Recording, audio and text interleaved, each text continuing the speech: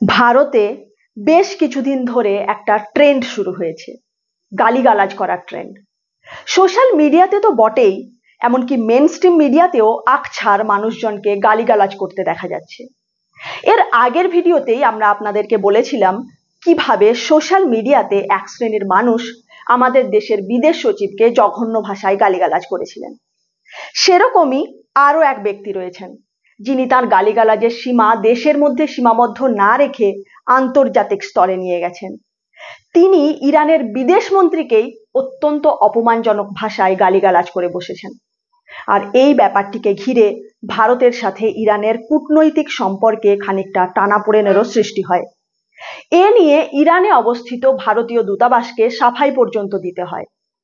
সেই ব্যক্তি যার অভদ্র ভাষার সৌজন্যে ভারত ইরান কূটনৈতিক সম্পর্কে জটিলতা সৃষ্টি হয়, সেই ব্যক্তির নাম গৌরব আরিয়া। তিনি নিজেকে পরিচয় দেন সেনাবাহিনীর প্রাক্তন মেজর বলে এবং প্রায় বিভিন্ন ন্যাশনাল নিউজ চ্যানেলে বিশেষজ্ঞ হিসেবে উপস্থিত থেকে নানা বক্তব্য রাখেন। তিনি ইরানের বিদেশ মন্ত্রী সম্পর্কে কি বলেছিলেন, কোন প্রসঙ্গে বলেছিলেন, আর এর পরিপ্রেক্ষিতে ভারত ইরান কূটনৈতিক সম্পর্কের ক্ষেত্রে কি ধরনের জটিলতা সৃষ্টি হয়, এ সমস্ত কিছু নিয়ে বিস্তারিত আলোচনা করব এই পর্বে। নমস্কার, আমি অন্তরা, আর আপনারা দেখছেন ইনসাইট।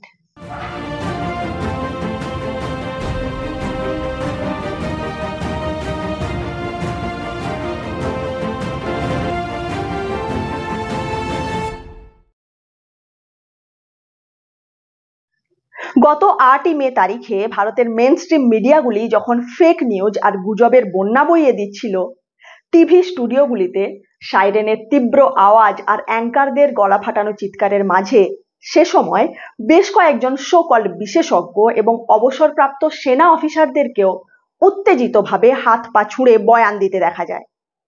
তাদেরই মধ্যে একজন ছিলেন মেজর গৌরব আরিয়া, যিনি অ্যাঙ্কারদের সাথে তালে তাল মিলিয়ে জোর গলায় একই সাথে ফেক নিউজ এবং যুদ্ধ উন্মাদনা ছড়ানোর কাজ করছিলেন।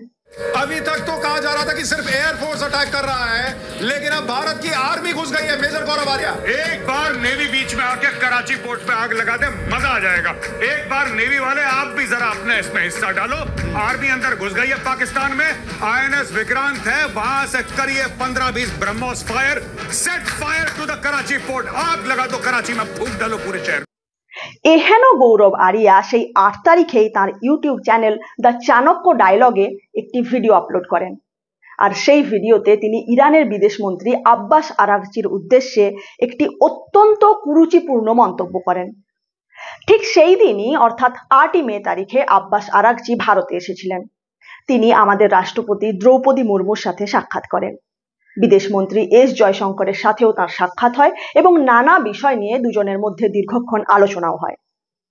গৌরব আরিয়া তার ভিডিওতে আব্বাস আরাগচি এবং এস জয়শঙ্করের এই বৈঠকটিকে উল্লেখ করে আরাগচি সম্পর্কে অত্যন্ত অবমাননাকর ওই মন্তব্যটি করেন।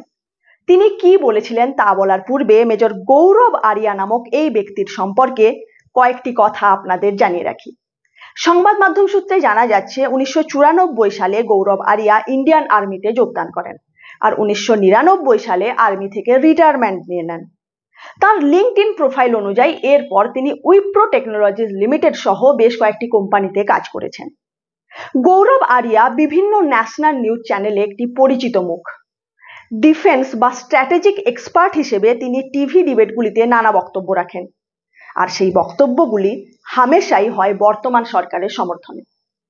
বিরোধী এবং সরকারকে যারা প্রশ্ন করে তাদের প্রতি গৌরব আরিয়ার মন্তব্য বেশিরভাগ ক্ষেত্রেই হয়ে থাকে অপমানজনক এবং কটু।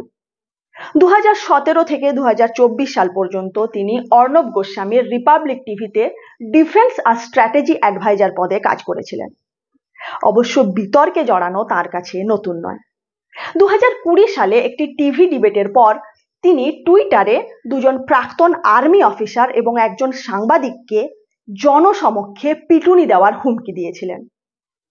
এই ব্যক্তি মেজর গৌরব আরিয়া গত 8 তারিখ তার ইউটিউব চ্যানেলে পোস্ট করা ওই ভিডিওতে ইরানের বিদেশ মন্ত্রীর প্রতি এতটাই জঘন্য শব্দের ব্যবহার করেছেন যা আমার পক্ষে আপনাদের সামনে পুনরাবৃত্তি করা চরম অস্বস্তিকর।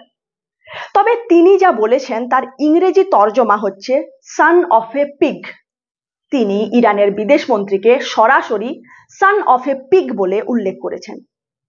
এমনকি তিনি আব্বাস আরাগচির ছবির চারিদিকে লাল কালিতে গোল করে একটি দাগ দিয়ে তার ওপরে লিখে দেন PIG অর্থাৎ পিগ। গৌরব আরিয়ার বক্তব্য যে ইরানের বিদেশ মন্ত্রী কেন ভারতে আসার আগে পাকিস্তানে গেলেন। তিনি বলেন, পাকিস্তানে গিয়ে আব্বাস আরাগচি প্রধানমন্ত্রী শাহবাজ শরীফ সহ সেখানকার টপ লিডারশিপের সাথে সাক্ষাৎ করেন, তারপর তিনি ভারতে আসেন।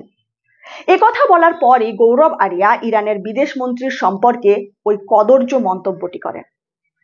আরাগচিকে উদ্দেশ্য করে তারপর তিনি আরো বলেন, ইহুদিরা এবং আমেরিকানরা একসাথে মিলে যখন তেহরানে তোমাকে অ্যাটাক করবে তখন সাহায্য ভিক্ষা করতে এসো না। আপনারা জানেন এটা গ্লোবালাইজেশনের যুগ, ফলে স্বাভাবিকভাবে এই ভিডিওটি দেশের সীমানার মধ্যে আটকে থাকেনি। 10 মে তারিখে এই ভিডিওটি ইরান অবজারভার নামক একটি এক্স অ্যাকাউন্ট থেকে ফার্সি সাবটাইটেল সহ পোস্ট করা হয়। আর সেই পোস্টে ভারত সরকারের কাছে তৎক্ষণাৎ গৌরব আরিয়ার বিরুদ্ধে উপযুক্ত ব্যবস্থা নেওয়ার দাবি করা হয়। এরপর সমগ্র ব্যাপারটি আরো সিরিয়াস হয়ে ওঠে, কারণ এরপরই দিল্লিতে অবস্থিত ইরানীয় দূতাবাসের x handle Iran in India থেকে এই ব্যাপারটি নিয়ে একটি পোস্ট করা হয়। তাতে ওই ভিডিওটির একটি স্ক্রিনশট দিয়ে লেখা হয়, ইরানি সংস্কৃতিতে অতিথির প্রতি সম্মান প্রদর্শন একটি দীর্ঘকালীন প্রথা। আমরা ইরানীয়রা অতিথিকে ঈশ্বরের প্রিয় পাত্র হিসেবে বিবেচনা করে থাকি। How about you? অর্থাৎ আপনাদের এ ব্যাপারে কি মত? আপনারা নিশ্চয়ই জানেন ইরানের দূতাবাসের মন্তব্য মানেই হচ্ছে ইরানের সরকারের মন্তব্য। আর ইরান তাদের বিদেশ মন্ত্রীর প্রতি গৌরব আরিয়ার ওই অত্যন্ত অপমানজনক মন্তব্যের পরিপ্রেক্ষিতে ভারতকে পরিষ্কারভাবে বেশ খানিকটা খোঁচা দিয়ে পোস্টটি করেছে। ভারতকে এর জবাবদিহি করতে হয়। উত্তরে তেহরানে অবস্থিত ভারতীয় দূতাবাস তাদের x handle India in Iran থেকে ফার্সি ভাষায় ইরানের উদ্দেশ্যে একটি পোস্ট করে। তাতে গৌরব আরিয়ার ভিডিওটি পোস্ট করে লেখা হয়, ইরানে অবস্থিত ভারতীয় দূতাবাস জানাতে চায় যে ভিডিওতে উপস্থিত এই ব্যক্তি অর্থাৎ গৌরব আরিয়া ভারতের একজন প্রাইভেট সিটিজেন। তার বক্তব্যের সাথে ভারতের আধিকারিক অবস্থানের কোনো সংযোগ নেই। আর এই ভিডিওটিতে যে অপমানজনক টোন ব্যবহার করা হয়েছে ভারত সরকারের মতে তা ইনঅ্যাপ্রোপ্রিয়েট অর্থাৎ অসঙ্গত। এমনিতেই বর্তমান পরিস্থিতিতে অনেকগুলি দেশের সাথেই আমাদের খানিকটা দূরত্বের সৃষ্টি হয়েছে, যারা আগে আমাদের সহযোগী ছিল। পেহেলগাম সন্ত্রাসবাদী হামলার পর বিশ্বের বহু দেশ ভারতের পাশে এসে দাঁড়িয়েছিল, কিন্তু অপারেশন সিন্দুরের পর সেই দেশগুলি খোলাখুলিভাবে আমাদেরকে সমর্থন করা থেকে পিছু হটেছে। এই পরিস্থিতিতে ইরানের মতো একটি দেশের সমর্থন যে আমাদের কতটা দরকার তা আপনারা নিশ্চয়ই বুঝতে পারছেন। গত 8 তারিখে ইরানের বিদেশ মন্ত্রীর সাথে ভারতের বিদেশ মন্ত্রী এস জয়শঙ্করের বৈঠকে দুই দেশের মধ্যে অর্থনৈতিক, বাণিজ্যিক, স্বাস্থ্য পরিষেবা সহ নানা বিষয়ে সহযোগিতার কথা আলোচনা হয়। চাবাহার পোর্ট নিয়েও দুপক্ষের মধ্যে কথা হয়। আর চাবাহার পোর্ট যে আন্তর্জাতিক বাণিজ্যের জন্য ভারতের পক্ষে কতটা জরুরি তা নিশ্চিতভাবে আপনারা আন্দাজ করতে পারছেন।